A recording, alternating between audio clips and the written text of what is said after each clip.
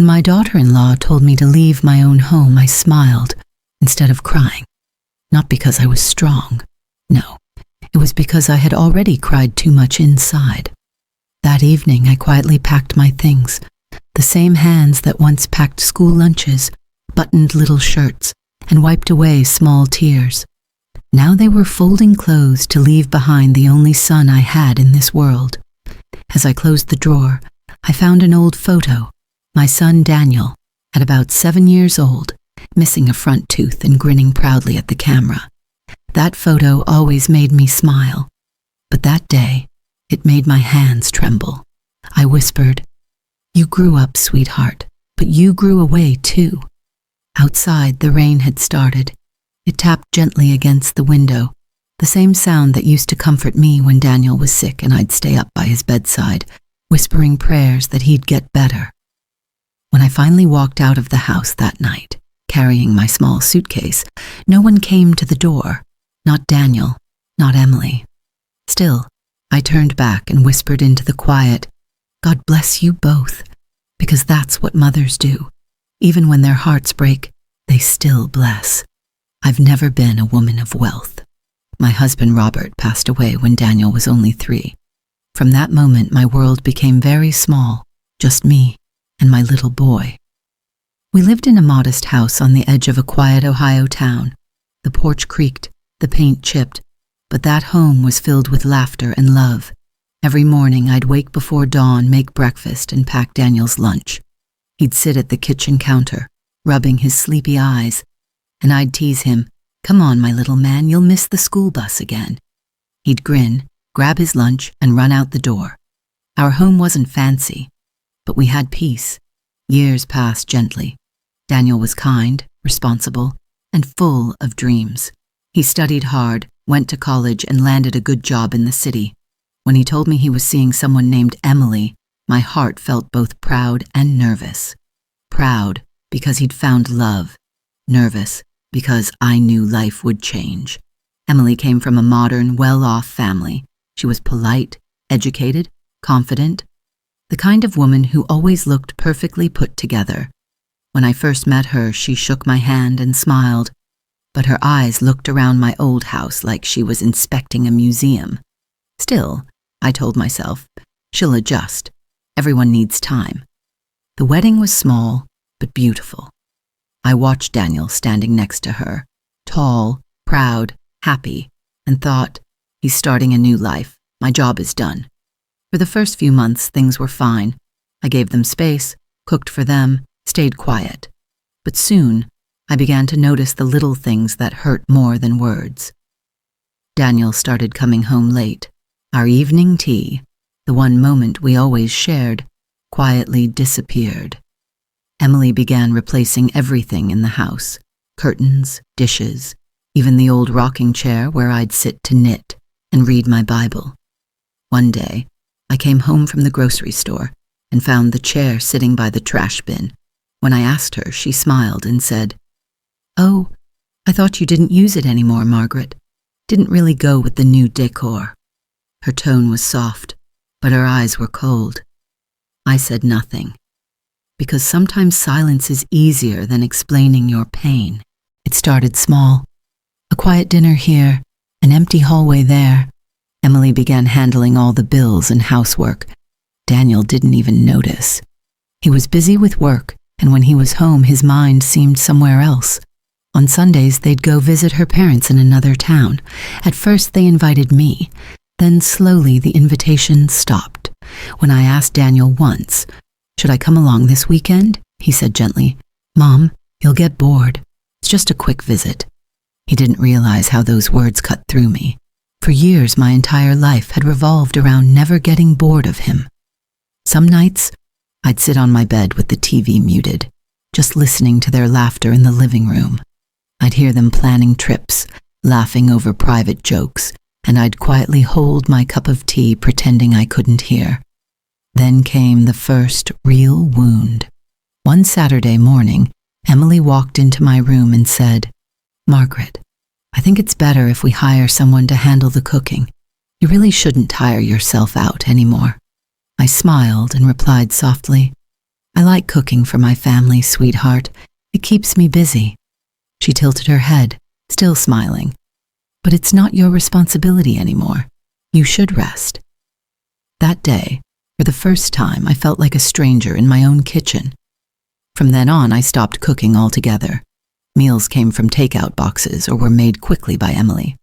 The smell of home-cooked meals, cinnamon, garlic, warm bread, was replaced with silence. Daniel didn't seem to notice. He'd compliment Emily's cooking, talk about work, and go to bed early. Once I tried to tell him how I felt. Daniel, I feel like I'm in the way sometimes. He frowned gently and said, Mom, please don't say that.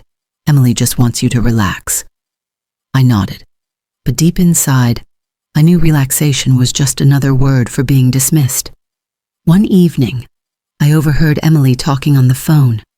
She said quietly, It's hard living with his mom. She's nice, but it's too much. I just want our own space. I froze. I was standing in the hallway holding her folded laundry. My hands shook as I went back to my room. I sat on the bed and whispered, maybe she's right. Maybe I should give them space. That night I didn't cry loudly, just soft tears, the kind that dry before they fall. Turning point. It was early spring when everything changed. The days were still chilly, and Emily had decided to refresh the house again. She wanted to turn the small back room, my prayer room, into her office. When she told me, I nodded quietly, but inside something sank deep. That little room was where I prayed for my husband's soul, for Daniel's safety, for their happiness. That evening, Daniel came into my room. He sat on the edge of the bed, avoiding my eyes, and said, Mom, Emily feels uncomfortable with the setup.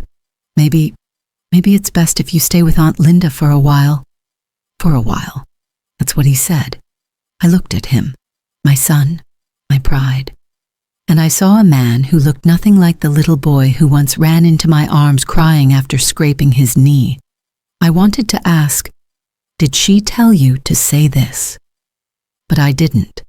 Instead, I smiled faintly and said, If that makes her happy, Daniel, then sure. He looked relieved, and that somehow hurt the most. The next morning, I packed my bag, a few clothes, my rosary, a framed photo of Robert, and that little picture of Daniel as a boy. When I stepped outside, the sun was pale, the air cool. Emily didn't come to the door. Daniel walked me to the car quietly. He hugged me once, a quick, polite hug, and whispered, I'll come see you soon, Mom. I nodded and smiled. Take care of her, Daniel. When I got in the car, I looked back at the house one last time. The curtains were drawn, the windows closed. As the car drove away, I could still hear the echo of my own heartbeat, steady, heavy, but still full of love. At my sister Linda's house, life was simple. She was kind, and her home was warm, but I could feel I didn't belong there. Her children had their own lives. Her routine was her own. Days passed slowly. I'd wake up, make tea, water her garden, and sit by the window reading. Sometimes Daniel would call, once a week, sometimes less. Mom, how are you? Emily's been busy. I'll visit soon. Soon became weeks, then months. People say time heals everything, but I think time just teaches you to live with the pain. One day, Linda walked in with a small smile. Did you hear? Daniel and Emily bought a new place in Seattle. He got promoted. I nodded. He hadn't told me.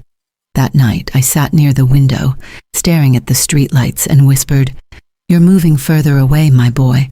Further away from me. I didn't hate Emily. Maybe she was right. She wanted her own space, her own home, her own rules. Maybe I just didn't know when to step back. Mothers are like trees. They keep giving shade even after someone cuts their branches.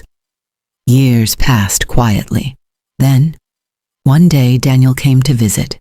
He looked older, worn out, with small lines on his face I'd never seen before.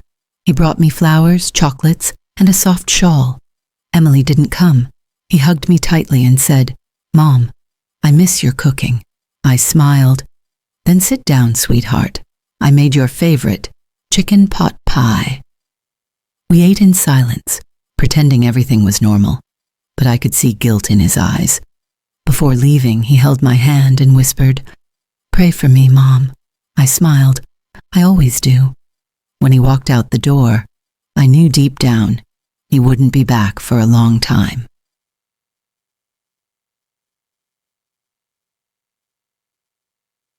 Now, years have gone by. I still live here in this quiet little room at Linda's.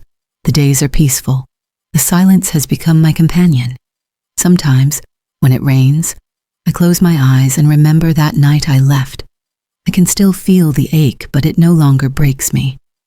I've learned something. Love doesn't end just because you're no longer needed. It stays quietly in your chest, even when the world moves on. I still pray for Daniel and Emily. Maybe they have children now.